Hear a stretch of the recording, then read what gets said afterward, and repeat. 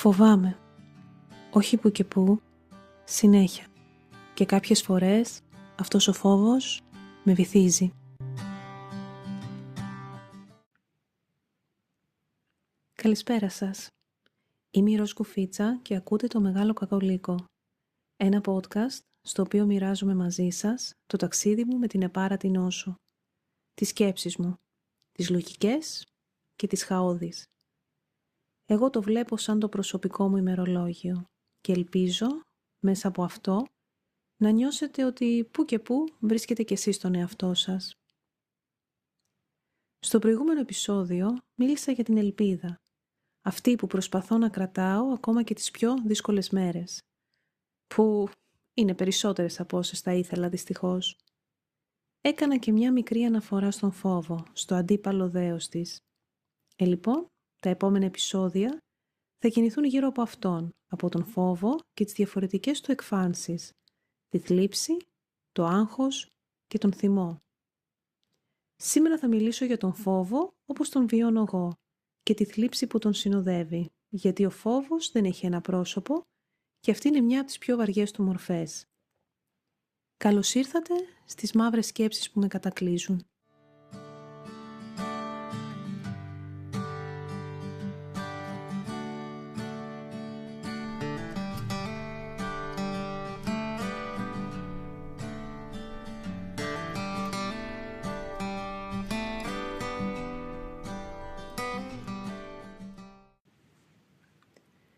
Ο φόβος γίνεται μόνιμος σύντροφός μας από τη στιγμή που παίρνουμε τη διάγνωση. Υπάρχει ο παράλογος φόβος και υπάρχει και ο αληθινός. Ο πρώτος είναι αυτός που μεγαλώνεις εσύ στο μυαλό σου, όπως ερμηνεύεις τα δεδομένα, αυτός που γεννά κυρίως άγχος. Ο δεύτερος όμως βασίζεται στα ίδια τα δεδομένα και αυτός ο φόβος γεννά θλίψη. Η καταπίεση αυτών των δύο πιστεύω ότι γεννά το θυμό. Ο αληθινός φόβος δεν είναι υπερβολή του μυαλού. Βασίζεται σε γεγονότα, σε εξετάσεις, σε αριθμούς, σε λέξεις γραμμένες σε χαρτιά που δεν σβήνονται με ένα αστείο. Είναι ένας φόβος που ακριβώς επειδή πατάει στην πραγματικότητα, δεν μπορείς να τον εκλογικεύσεις, δεν μπορείς να τον γελάσεις, δεν μπορείς να τον διώξεις. Μαθαίνεις μόνο να ζεις μαζί του. Και ας ξεκινήσουμε ονομάζοντάς τον. Ποιος είναι αυτός ο φόβος? Είναι ο φόβος ότι αυτή η νόσος θα μας προκαλέσει πόνο, ότι θα μας αλλάξει μέσα και έξω. Ξεκινάς μια θεραπεία και ενώ μέχρι τώρα ήξερες ότι τα φάρμακα υπάρχουν για να ανακουφίζουν το πόνο, ξαφνικά ανακαλύπτεις ότι μπορούν να σου προκαλέσουν πόνο μεγαλύτερο από αυτόν που είχες πριν. Και ναι, το σημαντικό είναι το αποτέλεσμα, αλλά οι λεγόμενες παρενέργειες δεν είναι αμεληταίες και μόνο όσοι έχουν καρκίνο καταλαβαίνουν τι εννοώ. Σας έχω πει ότι έκλαψα μία φορά για τη διάγνωση και άλλες 2 από πόνο. Και δεν ήταν μόνο ο σωματικός πόνος που ήταν ανυπόφορος. Ήταν η σκέψη ότι ίσως πρέπει να αποδεχτώ πως για το υπόλοιπο της ζωής μου θα ζω με τέτοιους πόνους. Ότι πρέπει να το συνηθίσω. Και αυτός ο φόβος μου προκαλούσε ανίποτη θλίψη. Και μετά φυσικά υπάρχει ο φόβος του θανάτου. Η πρώτη σκέψη όταν ακούς τη λέξη καρκίνος. Μια σκέψη που παρόλο που τη σκεφτόμαστε και εμείς και οι αγαπημένοι μας, κανείς δεν τολμάει να πει δυνατά. Γιατί αυτομάτως θεωρείται ότι δεν είσαι αισιόδοξος, ότι δεν έχεις καλή ψυχολογία. Και πώς θα το παλέψεις χωρίς καλή ψυχολογία, Από τα πιο συνηθισμένα κλισέ. Και ακόμα κι αν πας να πεις κάτι, η απάντηση είναι σχεδόν πάντα ίδια. Μη σκέφτεσαι έτσι, θετικές σκέψεις, όλα είναι θέμα μυαλού. Και κάπου εκεί σταματάς να μιλάς. Και πού καταλήγεις? Να κρατάς μέσα σου μια από τις πιο παραλυτικές σκέψεις που υπάρχουν. Όχι επειδή δεν φοβάσαι, αλλά επειδή δεν επιτρέπεται να φοβάσαι. Και μαθαίνεις να σωπαίνεις και να νιώθεις θλίψη.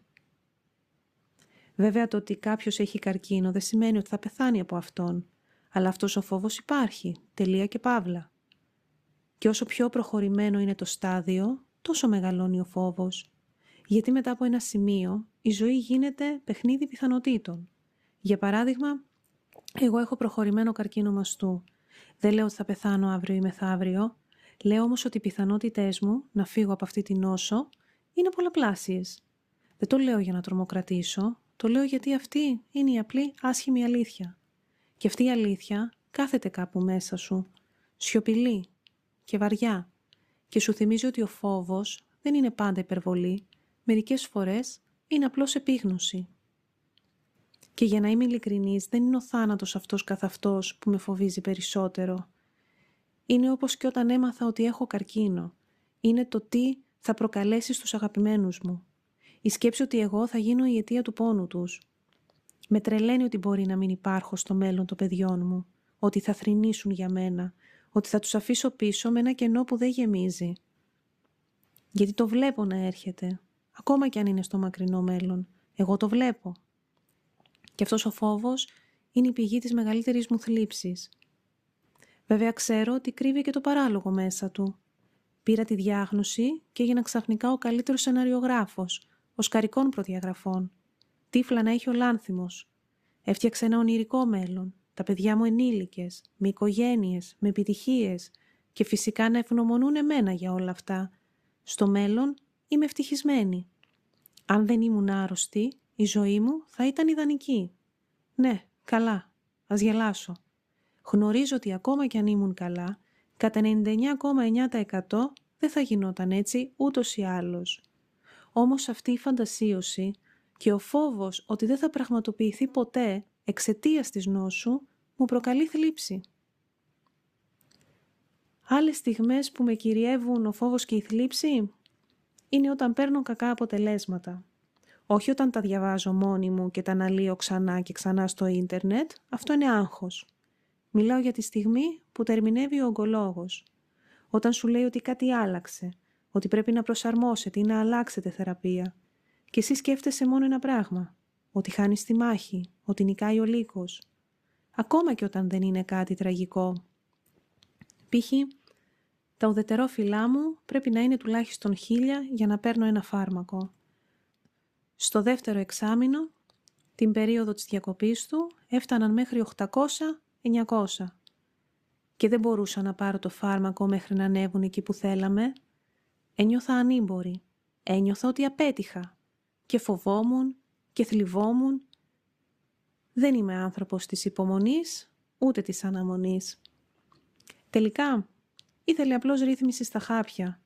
Αλλά εμένα τότε δεν με ανησυχούσε το γεγονός ότι ουσιαστικά δεν είχα νοσοποιητικό για να παλέψω την οποιαδήποτε λίμωξη, αλλά το ότι έμενα παραπάνω μέρες χωρίς τη βασική μου θεραπεία και τι θα μπορούσε να επιφέρει αυτό το έξτρα διάλειμμα. Εκεί που θέλω να καταλήξω είναι, όταν ένα θεραπευτικό πλάνο δεν δουλεύει, ο φόβος τριαμβεύει και η θλίψη κυριαρχεί.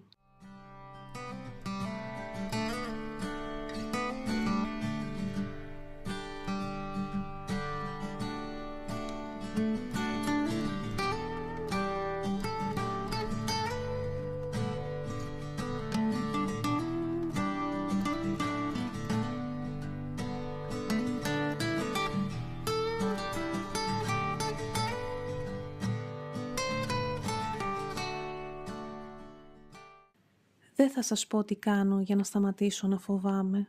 Γιατί δεν σταμάτησα ποτέ, ούτε λεπτό. Ο φόβος μου υπάρχει πάντα, σταθερός, παρόν, δεν φεύγει. Τη θλίψη μου όμως, τουλάχιστον μέχρι σήμερα, πιστεύω ότι καταφέρνω να τη διαχειρίζομαι.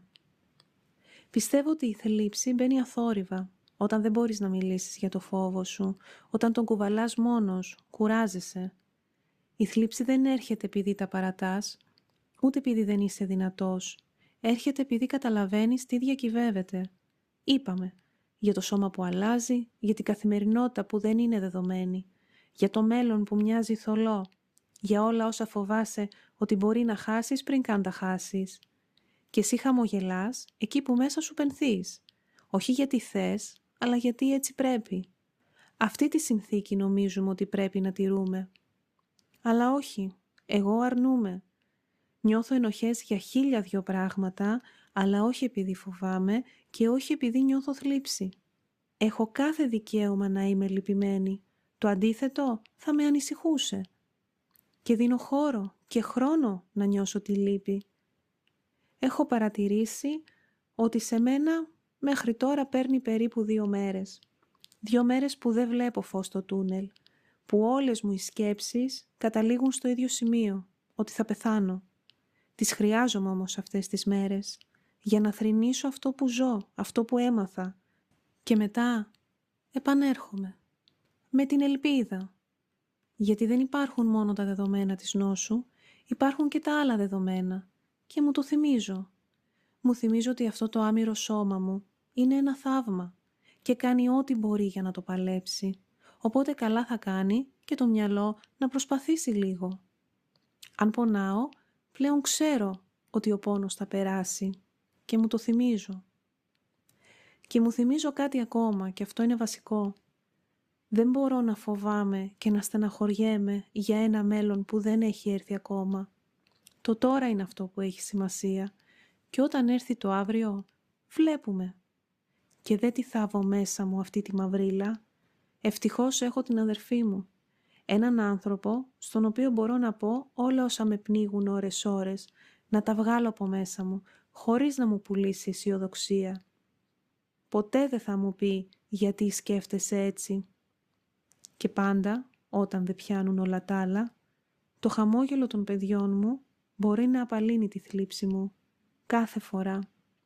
Και γι' αυτό νιώθω ευλογημένη.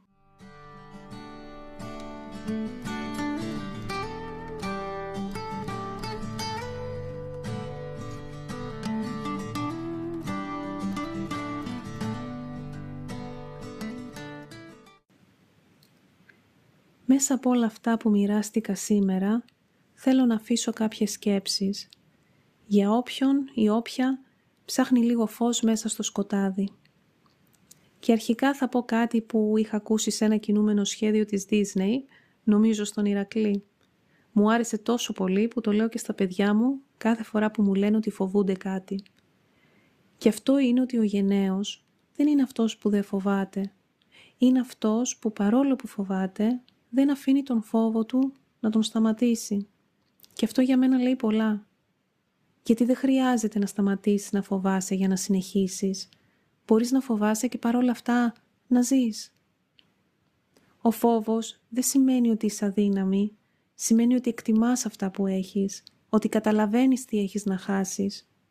Και η θλίψη δεν είναι αποτυχία. Είναι επεξεργασία. Όπως και το χαμόγελο. Δεν είναι υποχρέωση. Είναι επιλογή. Εσύ χρειάζεται μόνο να είσαι αληθινή. Και κάτι τελευταίο. Μην κρύβεις το φόβο σου και τη θλίψη σου.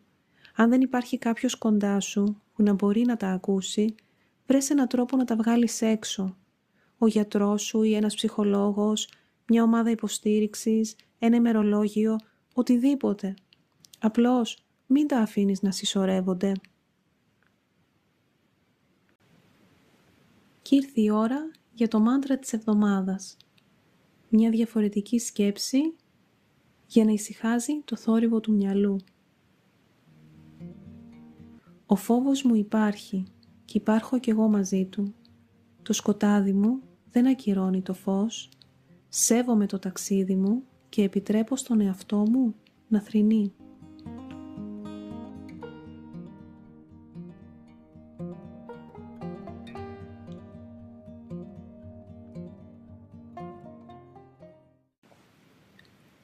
Κάπου εδώ φτάνουμε στο τέλος του 4ου επεισοδίου του Μεγάλου Κακουλίκου.